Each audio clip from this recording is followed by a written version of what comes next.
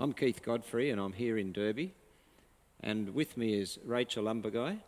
Rachel lives in Mowanjum community, and Rachel also has an important role in the community. Rachel, we've known each other for 20 years. We've been friends, and Rachel has a really amazing story, and she would like to share that with us today. Thanks, Rachel. Hello, Pastor. Well, I grew up at the Seventh-day Adventist Church. My mom brought the belief to Mowanjum, where I live now. I knew about Jesus, and he's always in the back of my head. But then again, as growing up in my teens, I fell and I went to the world. Then I was in and out of church. Jesus was always there in the back of my mind. But then it made me realize when my mom passed away, I woke up to myself, for my kids' sake and my partner and my family and friends.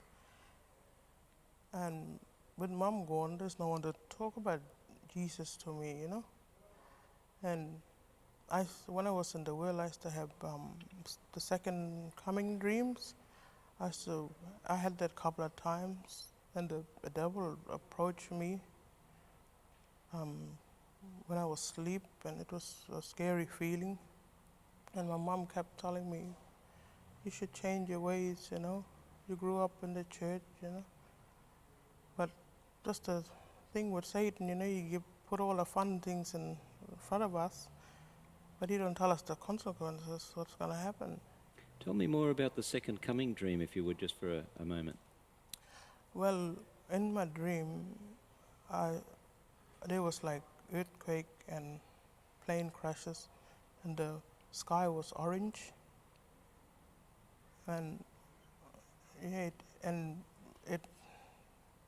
I knew straight away that was the second coming. People don't just have these dreams for nothing. It's a meaning. So I thought this is I knew this was a second coming, and I knew I was going to change my ways. And this was a wake-up call for you? Yes, it was. And then what did you do after those dreams? After the dream, I was going in and out of church. So when everything went good, I didn't go to church. When everything was bad, I only went to church. But that's when Mom passed away, and then I just stayed there right up until now. And now that when I'm with Jesus, we have our trials, but I know He's there to help me. I used to have an anger problem. I used to drink a lot. I used to curse, swear. Gamble was my weakness. But He helped me with all that. He helped me how to approach things in His way, And I feel grateful what Jesus done for me. And we know when we have little things that might make us angry, but we know Satan behind everything. He'll use our own family against us. But lucky that I was taught at a young age about Jesus from my mom.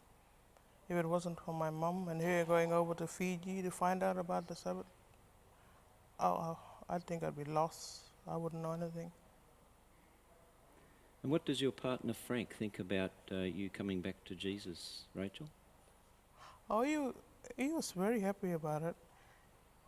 But Logan, our son, I'll tell you a quick little story about Frank. When I was going back to church,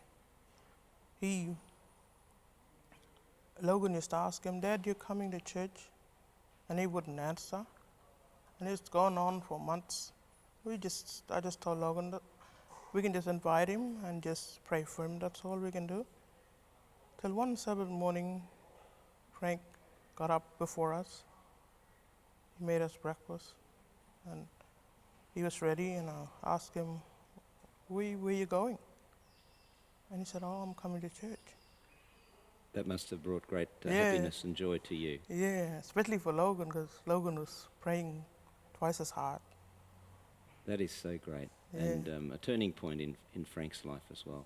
Mm. Thank you so much for sharing that story. That is fantastic. Thank you, God Pastor. bless you. Yeah, God bless.